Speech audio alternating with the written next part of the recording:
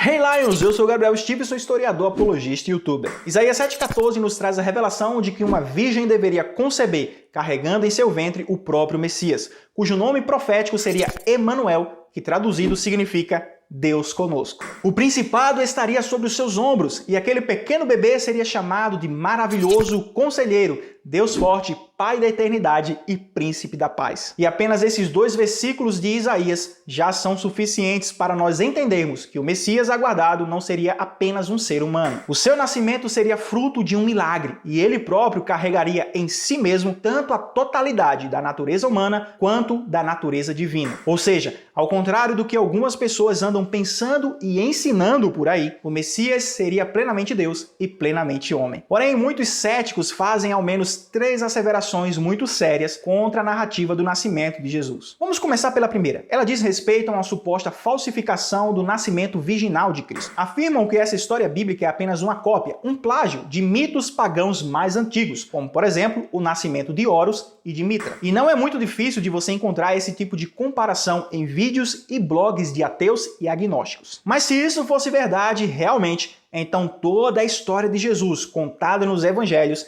estaria comprometida, pois logo em sua gênese teríamos uma narrativa falsa. Todavia, meus amigos, afirmar que o nascimento virginal de Jesus é apenas uma cópia de mitos mais antigos, como de Horus e Mitra, é uma grande falácia. Se nós apenas estudarmos sobre o mito original de Horus, por exemplo, o deus egípcio dos céus, veremos que sua mãe, a deusa Ísis, nunca foi retratada como uma virgem que concebeu de maneira milagrosa. Na verdade, a história do nascimento de Horus é até bastante bizarra. Osíris, o seu pai, o deus da fertilidade, havia sido morto e teve o seu corpo dividido e espalhado pelo Egito pelo seu irmão Sete, deus da guerra e do caos. Ísis então sobrevoou toda a terra e reuniu as partes do seu marido, menos o órgão reprodutor, que foi substituído por argila. E o que aconteceu depois disso você já deve imaginar, não é? Ísis engravida de Osíris e dá à luz a Horus. Mas e quanto a Mitra? Diferente de Horus, a história do seu nascimento não chega a ser muito bizarra, mas é no mínimo bastante folclórica e um pouco engraçada. Esse deus cultuado em Roma também não teve uma mãe virgem. Na verdade, de acordo com o seu próprio mito, Mitra nem teve uma mãe. Ele nasceu de uma pedra. Isso mesmo, um pedaço de rocha se rachou ao meio e dentro dela saiu uma criança divina. Mitra, o deus da sabedoria, dos contratos e da guerra. E preste atenção, porque em breve eu vou lançar mais vídeos desmistificando esse tipo de comparação que céticos, ateus e agnósticos tentam fazer entre as histórias de Jesus e os mitos pagãos antigos. Por isso, se certifique de estar inscrito aqui no canal com o sininho ativado, e só assim você será avisado quando eu lançar esses e outros vídeos. Aproveita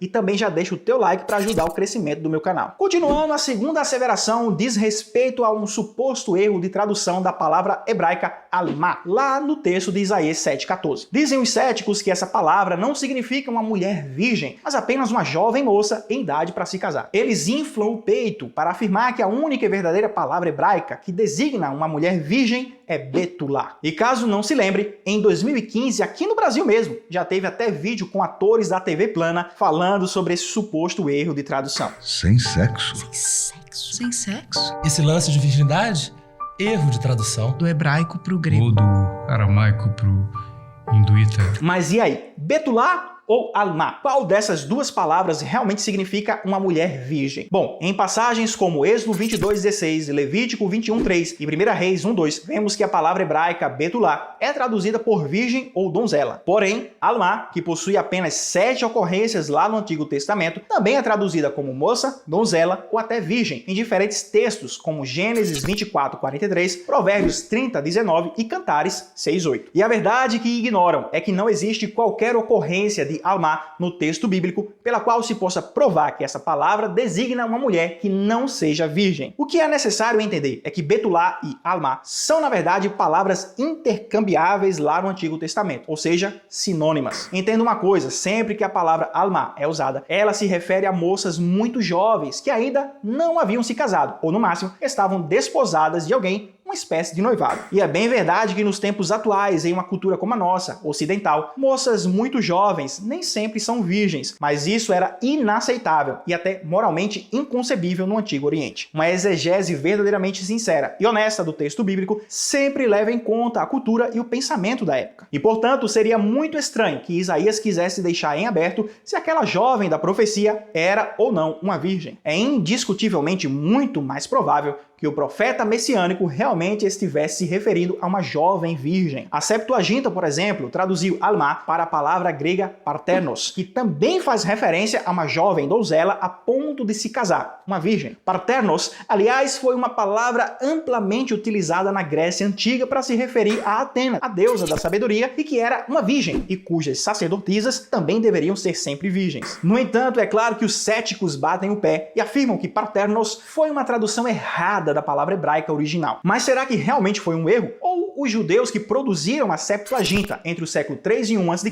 apenas optaram por aquilo que lhes parecia muito mais óbvio de acordo com a sua própria cultura? Ou seja, que Isaías de fato estava se referindo a uma jovem virgem. Certamente você já percebeu que a segunda opção parece ser a mais plausível e a que melhor se encaixa com a cultura e pensamento do Antigo Oriente. Não obstante, Lucas 1:27 afirma com todas as letras que o anjo Gabriel foi enviado a uma virgem chamada Maria, desposada de um homem chamado José. E no versículo 34, a própria Maria, ao receber a notícia de que conceberia e daria à luz um menino, cujo nome deveria ser Jesus, afirma que não conhecia homem algum, isto é, que nunca teve relações sexuais. Observe ainda que Mateus, que foi um dos 12 apóstolos do Cordeiro, inspirado de maneira infalível pelo Espírito Santo a escrever um dos 4 evangelhos, registrou no capítulo 1, versículos 23 e 24, que a profecia de Isaías se cumpriu genuinamente na vida de Maria. E ao contrário daquilo que os céticos tentam argumentar, Mateus não fez uma citação equivocada. Sim, ele muito provavelmente se utilizou do texto grego do Antigo Testamento, a Septuaginta, mas ele foi inspirado a escrever aquelas palavras. Lembre-se ainda que após a sua ressurreição, Jesus passou 40 dias ensinando aos seus apóstolos tudo aquilo que estava registrado sobre ele, tanto na lei quanto nos profetas e nos salmos. Mateus apenas seguiu a teologia mais adequada ao texto bíblico, considerando tudo aquilo que aprendeu com o próprio Senhor Jesus e sob a infalível inspiração divina. Verdadeiramente, o Santo Espírito repousou sobre a Virgem Maria e ela concebeu, carregando em seu ventre o próprio Filho de Deus, que receberia o trono de Davi e haveria de ser o Salvador de todo mundo. Contudo, a terceira asseveração feita pelos céticos diz respeito ao fato de que a profecia de Isaías não fala de Maria nem de Jesus, mas foi destinada exclusivamente ao rei Acás, sendo que a criança chamada de Emanuel seria possivelmente Ezequias, o seu filho, e a virgem, a sua esposa. Mas dentro do contexto profético mais geral do livro de Isaías, nós podemos perceber que a profecia de Isaías 7:14 se encaixa perfeitamente na futura restauração do reino de Israel sob o governo do Messias. Portanto, trata-se de uma profecia de dupla referência. A Virgem e seu filho se referem tanto a Ezequias e sua mãe, quanto a Maria e o Messias. Além do que, você sabe muito bem que apenas Jesus poderia ser literalmente reconhecido como o Deus conosco, o Verbo que se fez carne e habitou entre nós. E se você quer aprender mais sobre como defender a sua fé em Deus e na Bíblia Sagrada, eu te convido a participar do meu clube literário Defesa da Fé, que está de R$350 por apenas 12 vezes de R$7,53. Um super desconto em celebração pela monetização aqui do meu canal. O acesso é vitalício, mas essa promoção vai acabar em breve. O link está no primeiro comentário fixado. E bom, além do seu like e da sua inscrição, compartilhe esse vídeo com mais pessoas. Elas precisam aprender isso que você acabou de aprender. E aqui do lado estão mais alguns vídeos que você vai gostar. Obrigado e até a próxima.